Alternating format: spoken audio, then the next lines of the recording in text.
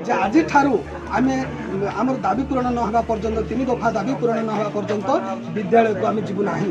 जो पर्यंत दाबी पूरण नहीं से पर्यंत आमे विद्यालय। शिक्षक आंदोलन दीर्घ 11 दिन में पहुंचला किंतु सरकार को पड़ुनी प्रभाव। निखिल उत्कल प्राथमिक शिक्षक फेडरेशन ओडिशा 3 दफा दाबी पूरण पाई गणधारणा दि जाइथिबा डाकरारे कंधमालार प्राथमिक शिक्षक जिलार समस्त गोष्ठी शिक्षा अधिकारी कार्यालय ठारे धारणा और विक्षोभ करा जाउथिबा बेले राज्य संगठन संपादक विदेशी नायक जिला सभापति किशोर कंहर जिला उपसभापति संतोष दिगल पक्षर समर्थन जनाउथिले प्राथमिक शिक्षक संघ को।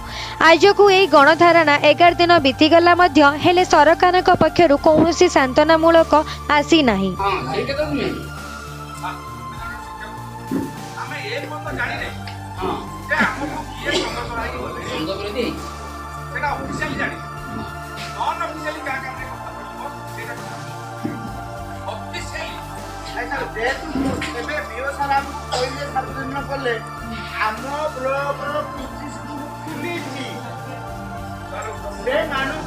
सरकार तैयारी करिसेंती माळमाळ विभिन्न शिक्षा योजना कहा स्वार्थ पाई एही निरीह जनता पाई ना नेता मंत्री पाई एठी उठुची प्रश्न। निरीह जनता पाई हेले एठी धर्म और घट गणधारणा देखा मिल न था।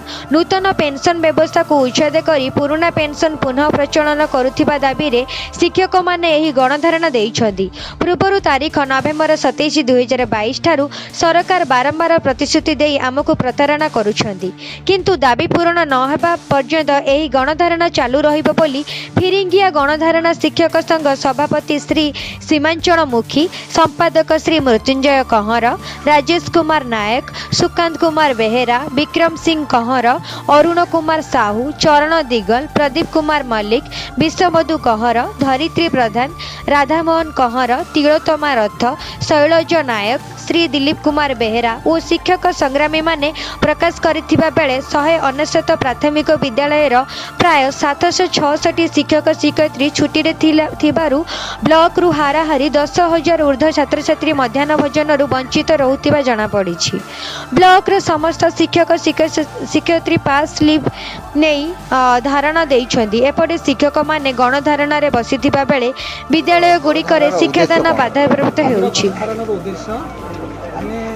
बहुत दीर्घ दिन सरकार को दाबी किंतु सरकार आमर कौन कर्णपात करना से अणदेखा तेणु आज आम गोटे निष्पत्ति नहीं आम 5 तारिख भी सरकार को दायीपत्र प्रदान करूँ ताहा भी से कर्णपात कले। आज आम चरम सीमार उपनीत अच्छु जे आम फुलवाणी कंधमाल जिलार फिरिंगा ब्लॉक रे आज आम यही ब्लॉक डीओ ऑफिस रे गणधारणा करछु। हजार हजार शिक्षक गहन समागम आज आम निष्ठार ब्यूरो रिपोर्ट प्राइम प्लस।